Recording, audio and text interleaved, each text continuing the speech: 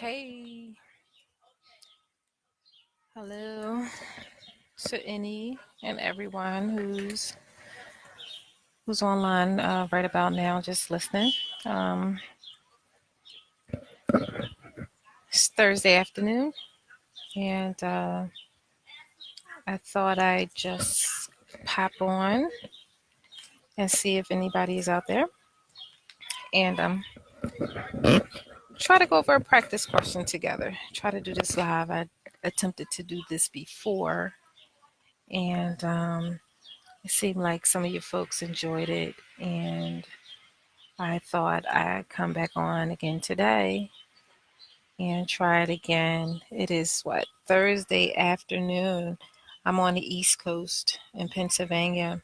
It's about 3 o'clock, and I have about 30 minutes to myself before my son gets home. So um, here I am, and try to give it a few more minutes, just maybe a second or two, to see who else is gonna pop on and see if we could kind of have any fun together and try to answer this question. Now, again, this is just impromptu.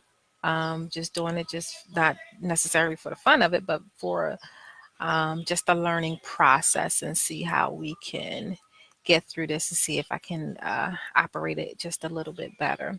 So, basically, what I have here is just a question. Um, and I'll read it and I'll read the answer choices. And then what I will do with you guys is pretty much kind of show you how I kind of process and reason through questions when I'm working with my students one to one and helping them with trying to work through practice questions and trying to understand the setup and the designs of the questions and how best to answer them and how to see through the questions to be able to understand what's being asked of you. Now, um, it's one of everybody learns differently, and so I don't expect anyone to pretty much pick up what I do the way that I do it or learn the way that I learn. But what I think is most important is that you, as the student, as the learner, as the one that's taking the exam, the most important thing is for you first to understand what is your learning style. Are you an auditory learner? Are you a kinesthetic learner? Are you a visual learner? Are you a mixture of both or all three? But it's really important for you to understand how you learn best. And once you know how you learn best, it's pretty important to kind of create and adapt how you study according to your learning style. So, for those of you who don't know me, my name is Bridget Montgomery, and I am an administrator here in this group. It's not my group, but I am an administrator in the group, and I have a love and a passion for just helping people, helping other social workers. Become good social workers, better social workers, or achieve their goals. Apart from that, I also enjoy just providing therapeutic counseling services. That's just what I do. And so, enough about that. So let's try to get to this question. I see some people keep coming in and coming in and out. But for those of you that are here, hi, welcome. And let's see if we can have some fun. If you don't mind just saying hello, you can say hello. If you want to engage and talk to me a little bit, I can't hear you. Hopefully, you can hear me. If you can hear me, just type yes or a wave or something, just so I know that you can hear me. And if you can't, then I'll do what I need to do to adjust the sound. Okay.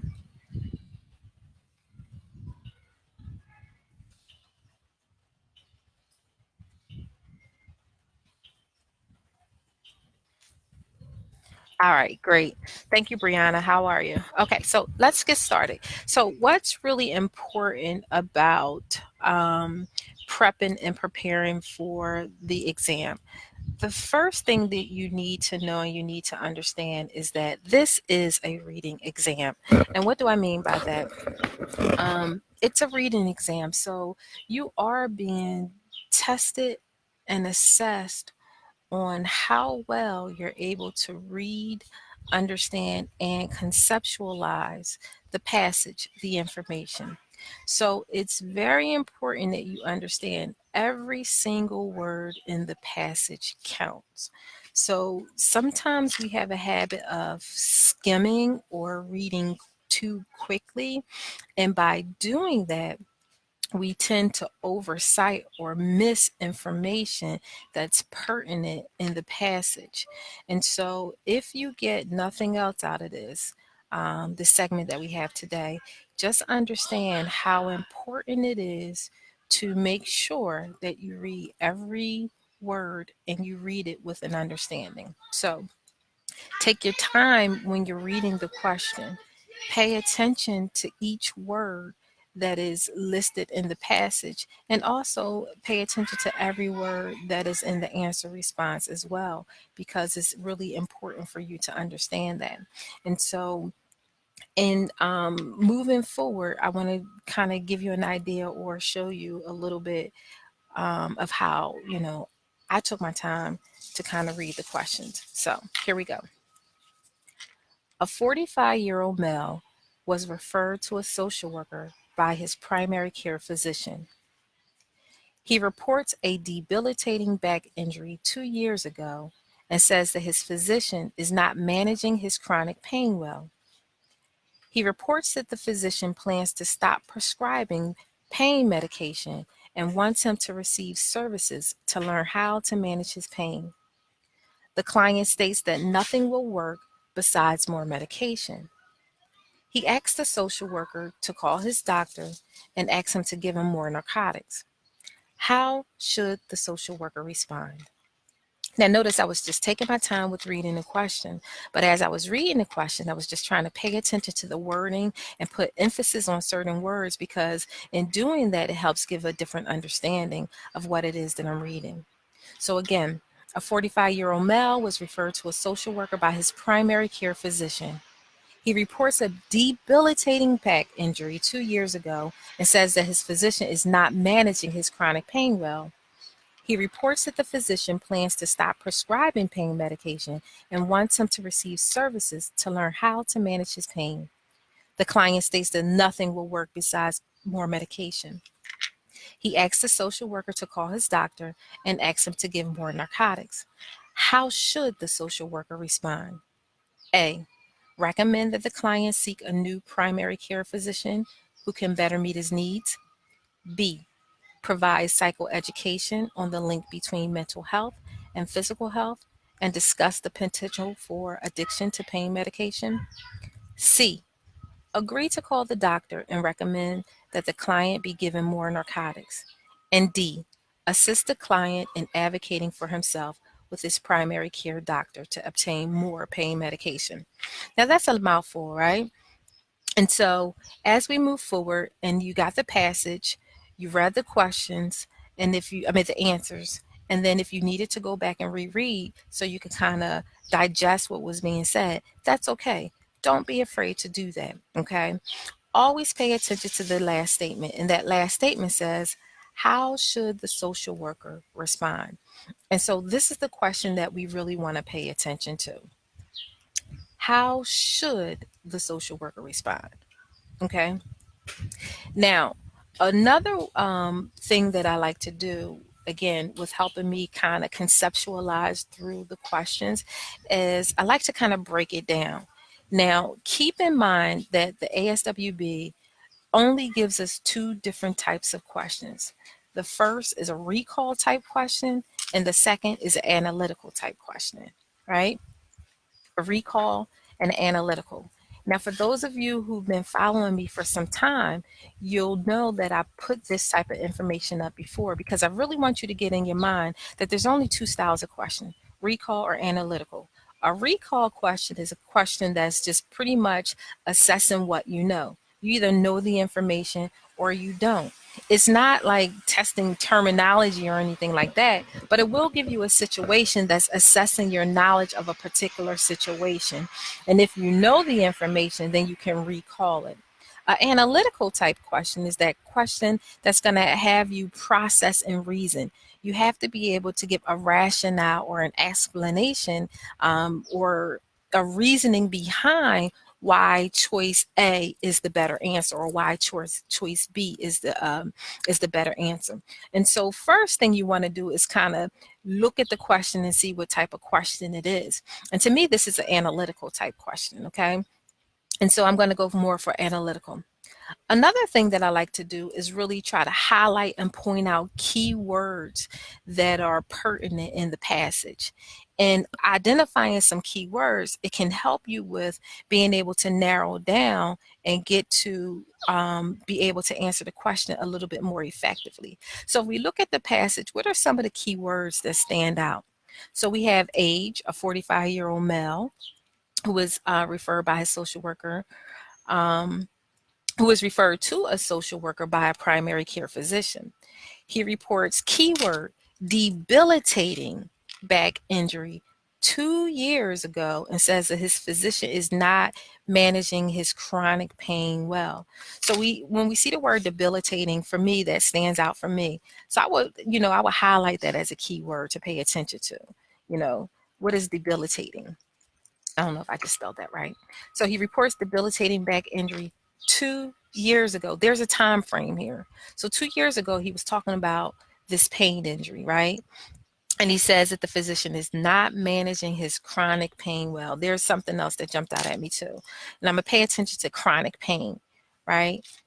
He reports that the physician plans to stop prescribing pain medication and wants him to receive services to learn how to manage his pain. So his doctor wants him to do something, right? He wants him to learn how to manage his pain. So he's going to stop doing something. The doctor is going to stop doing something. Okay, so keep that in mind. Pay attention to that. The client states, okay, now when you see that, you know that the client is saying something directly. The client states that nothing will work besides more medication. Nothing will work besides more medication. So he asked the social worker to call his doctor and asked him to give him more narcotics. So now we have the client asking the social worker to call the doctor to ask for more medication because he doesn't think anything else is going to work.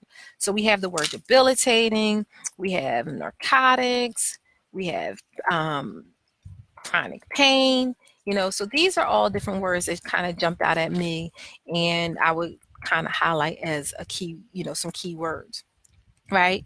So let's continue to move forward. Now, the big piece to the puzzle is being able to identify the problem.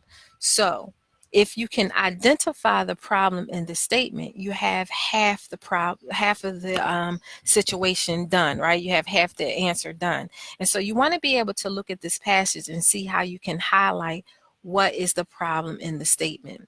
So we know we have a 45-year-old male who was referred to a social worker by a primary care physician.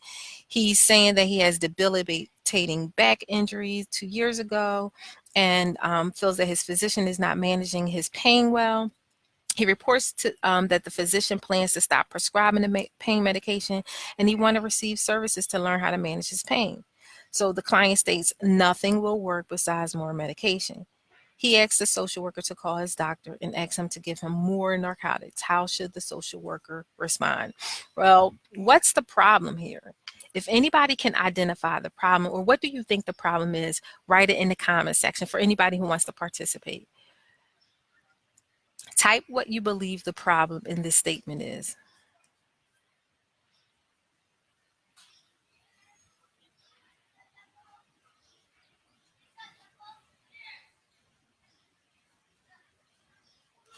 Okay, anybody? So was anybody able to identify what the problem is in the statement? If you need me to pull this down a little bit more, if you need to reread that, kind of look through that passage and see if you can highlight what the problem is. And if you're not afraid, just type it in the comment section. What is the problem in this statement? Okay, Tajay, thank you. His doctor thinks he has become addicted. So Tajay is saying that's the problem. The doctor is think that his problem has become addicted. So Tajay, my question would be, where did you get the word addicted from? Is it anywhere in this passage? The one thing we want to be careful of doing is adding anything or taking things away. We just want to stay focused on the information that's given. Don't add or take anything away. Okay, don't add anything extra or don't take anything away. And I think sometimes because we've been doing this work for so long and because we do different things in the field, what we tend to do when we get in front of the questions, we'll read the passage and then we'll make assumptions by either adding or taking away. So we want to be careful of that, and you just want to stick with the information given, nothing more and nothing less. So problem is pain management. Okay, so some people got problem is pain management. He could have or already had a strong desire for the pain medication. Okay, so what we're doing right now is we're coming up with what we believe the problem to be. And what I really want you guys to do is identify the problem just using the information given. So the problem in this in this here passage is the client states that nothing will work besides more medication. So he asks the social worker to call his doctor and ask him to give him more narcotics. That's it. The problem is the client believes that nothing will work besides getting more medication. All right. So the problem is not pain. So let's start over. So a 45-year-old male was referred to a social worker by his primary care physician. He reports a debilitating back injury 2 years ago and says that his physician is not managing his pain well. So this is what he's reporting.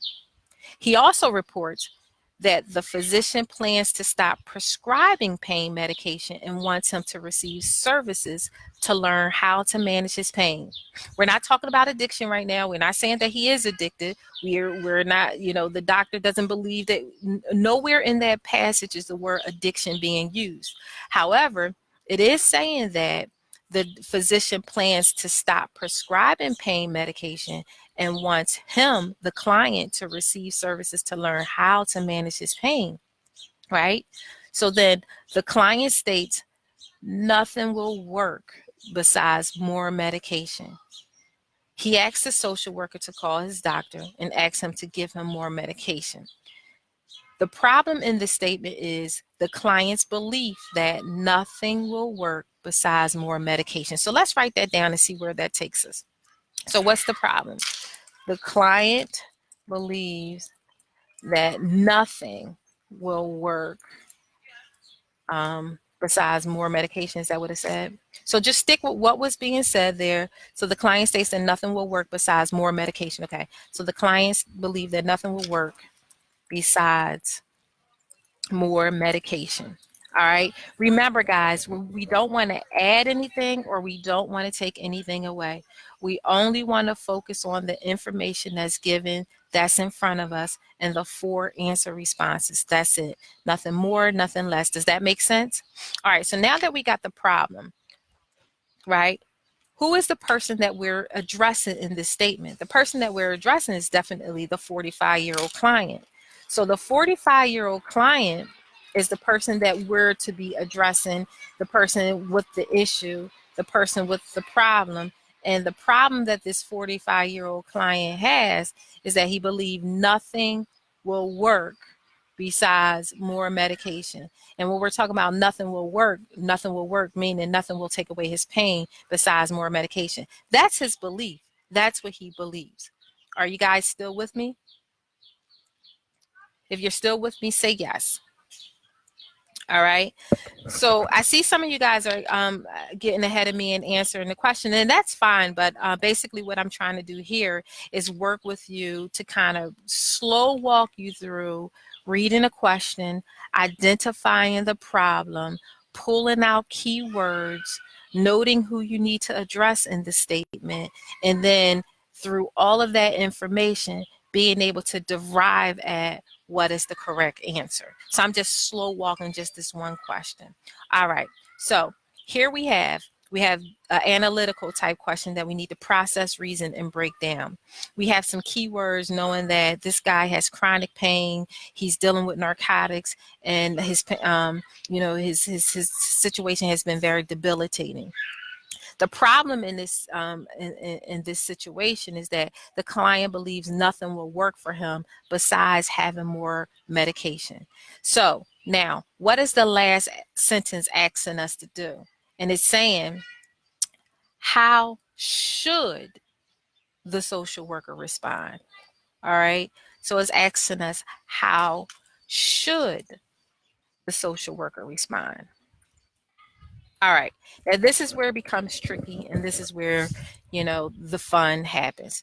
So the problem is the client doesn't think that anything else will work for him besides medication. So how should the social worker respond to that problem? How should the social worker respond to the client's belief that nothing else will work besides more medication? Do that make sense when I put it that way? How should the social worker respond to the client believing that nothing else will work for him besides more medication? A, should the social worker recommend that the client seek a new primary care physician who can better meet his need? Or B, provide psychoeducation on the link between mental health and physical health and discuss the potential for addiction to pain medication? Or C, agree to call the doctor and recommend that the client be given more narcotics? Or D, assist the client in advocating for himself with his primary care doctor to obtain more medication? Now, pay attention. Here we got to understand the distractors. There are definitely some red flags in here and some distractors. Now, remember, if we remember that the problem in this situation is that the client believes that nothing will work besides more medication, what is the appropriate response that the social worker should, keyword, should say to the client? Should the social worker recommend that the client seek a new primary care physician who can better meet his needs? No. So A is not the correct answer. So we could take that out, right? I don't want to do that. Okay. So, no, A is not the correct answer, right?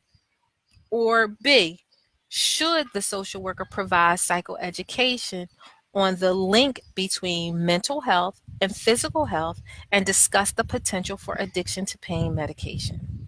Or C, the B sounds really good. Or C, agree to call a doctor and recommend that the client be given more narcotics.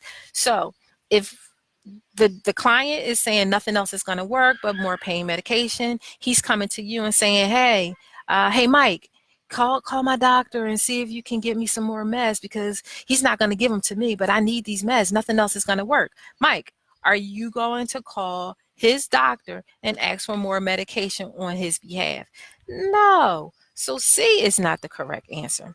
Or D, assist the client in advocating for himself with his primary care doctor to obtain more pain medication. Now, D kind of sound like it could be the right answer, and some of us might get tricked up because of that word assist, and so we want to go there first without reading the question thoroughly and paying attention to what's being said here. So do we really want to assist the client in advocating for himself to get more pain medication?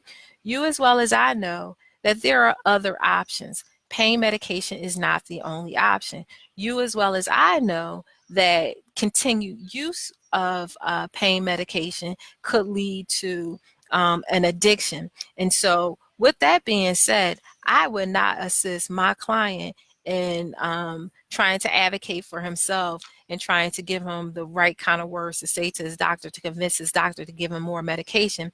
If anything, what I'm going to do is I'm going to work with my client and try to help him understand the link between mental health and physical health and discuss the potential for addiction to pain medication. So the correct answer here is B. All right. And I hope the explanation that I just kind of gave you all made sense. A is not the correct answer because in here, you know, all of a sudden we're just are we gonna recommend that he go see a new doctor because the doctor who understands addiction is not going to give his client any more pain medication and want his client to try other remedies? No, that's not a good idea. It's not C, because agree to call the doctor and recommend that the client be given more narcotics. Well, first of all, we shouldn't be calling the doctor and telling the doctor his job and what it is that he needs to do.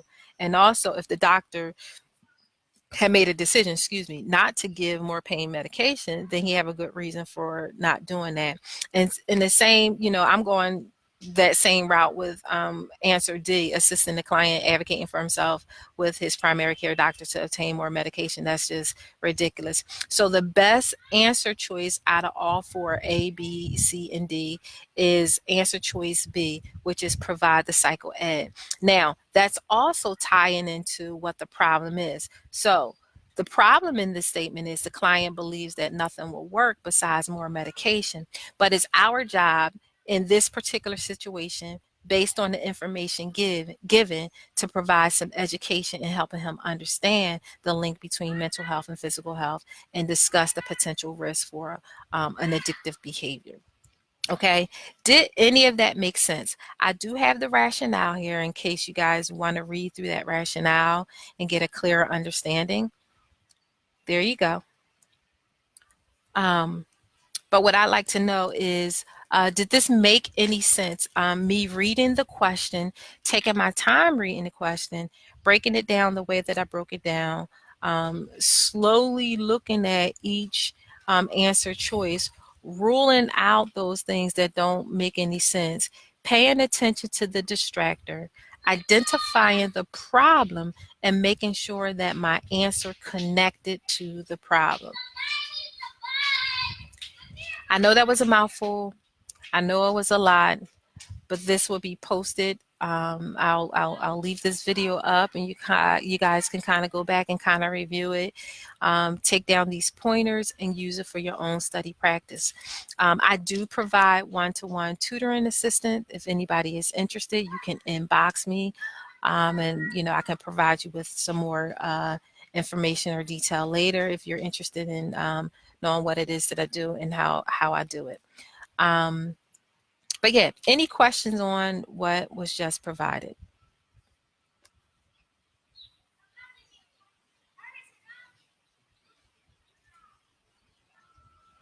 All right. If there is nothing else, enjoy the video. If you need to go back and kind of preview and review, it will be here for your further review and further perusal. Thank you for joining in with me, and I will be seeing and talking to you guys soon. Have a great afternoon.